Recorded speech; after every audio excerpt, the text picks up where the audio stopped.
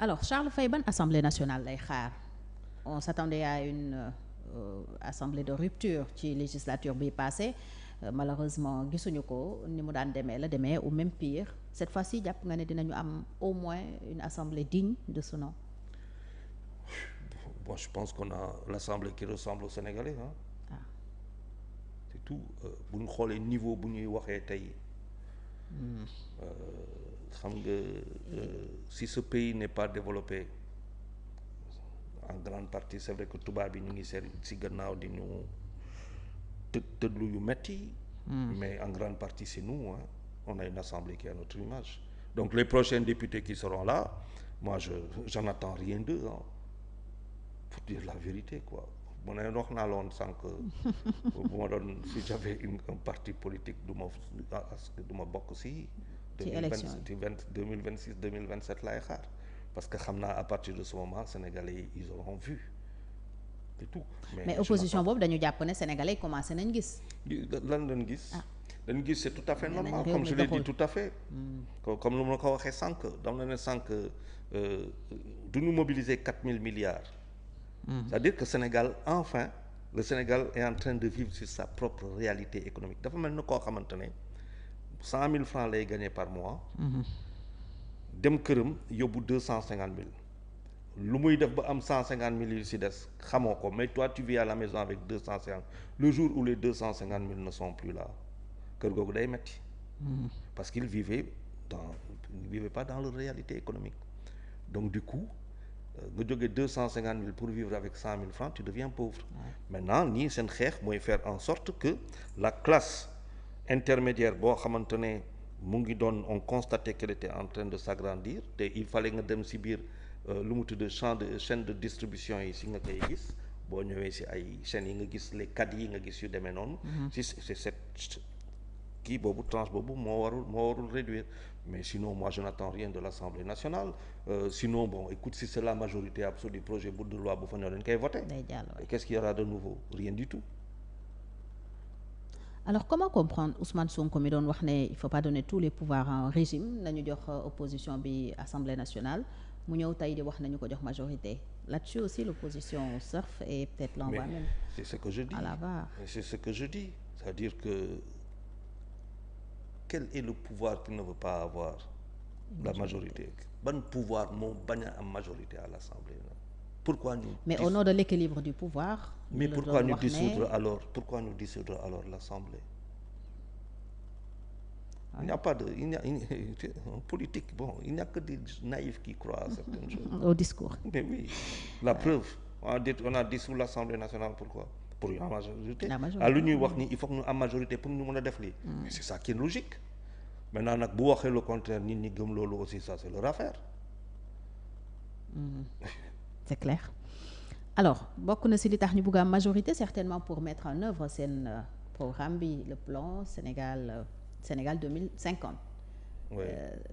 Vision Sénégal 2050 voilà Charles plan boobu naka nga ko jàngatee mais loo ci xaar lan nga jàpp ne mën na ko changer pour les 5 prochaines années. Bon dans 25 ans si Dieu me prête vie j'ai 87 ans. Ouais. D'accord. Ce que je souhaite c'est de ne pas être grabataire. Mon problème c'est pas 87 ans. Ouais. Mon problème c'est ñoom ils ont pris un pays en ruine. dañ jël dëkk bi mu nekk ruine. ñu juin juillet ñu wax loolu.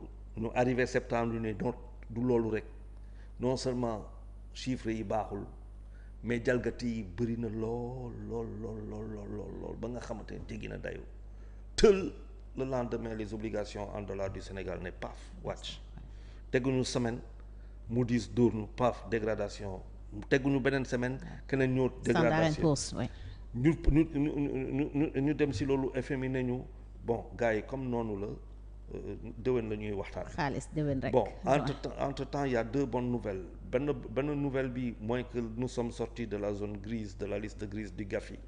kooku c'est intéressant c'était à Paris.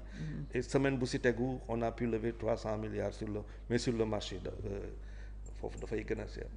donc wax ma dans quelle situation tey le Sénégal est bu fekkente ne ses finances publiques c'est compliqué ba pare nit ñi ñu ngi lay xool pour lebi ñu ne la attention tu es dans une situation quasiment. Et pour ce plan ils ont besoin d'argent. Rien que pour les 5 ans loolu tax ma ne waxuma 2050 moi je parle d'ici 2029. Ouais, les 5 ans. parce que balaa ngay wax 2050 nga régler suma problème tey dans le social dans l'économie. Pour le premier mandat au moins. Ouais, nga régler même moi c'est ça que j'attends moi tu me vends pas 2050 tu me vends 2029 pour que je vote pour toi en 2029 wala ma ne la 2029 da ngay dem. Non d'abord c'est ça et c'est ça le vrai débat pour moi après tout ce qu'on a vécu là tey si lan fan lan nekk est-ce qu'on va vers des réformes est-ce que aujourd'hui si wàllu finance publique yi le Sénégal est-il dans une situation de plan d'ajustement structurel obligatoire? Apparemment ak ni FMI waxee. Si c'est le cas qu'est-ce que ça veut dire? Est-ce que ça veut dire que tey Sénégal il faut benn désengagement d'abord ñu commencer wax ci salaire yi booy wax da ngay wax ci fonction publique est-ce qu'on va vers une diminution de salaire et de quel ordre? Après ñu ne la si privé yi il va falloir que ñu jël benn wala ñaari fan bi ngay liggéey par mois nga jox ko état kooku benn la ñu ñëw ñu la bon comme yow bëggoo wàññi électricité le coût de l'électricité qui coûte une fortune au Sénégal c'est trop cher boo paree ñu ne non foog nga wàññi subvention bi.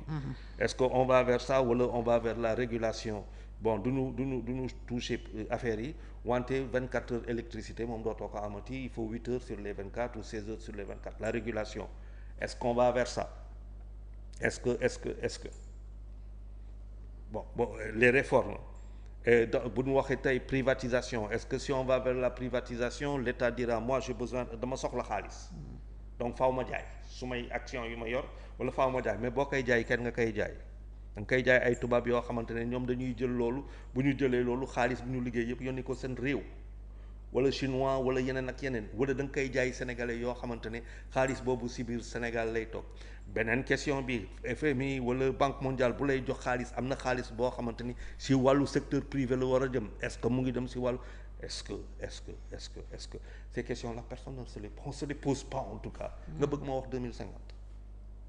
D'accord mais d'ici 2029 gëm nga ne projet bi mun na réussir on l'appelle projet parce que noonu la ñu ko jaayee woon. C'est en plusieurs il y a des pôles. Ouais. Il y a des axes. Maintenant loolu tax ma ne la sànq c'est économique c'est social. C'est politique. Comment ils vont faire parce que ñoom rek le rôle de l'État xam nga lan mooy liggéey état lan la mën mooy yàq état day yàq quand je dis état bu yoree xaalis daf koy yàq mais c'est normal parce que état lan lay def état day jël xaalis fii dugal ko fële jox ko fële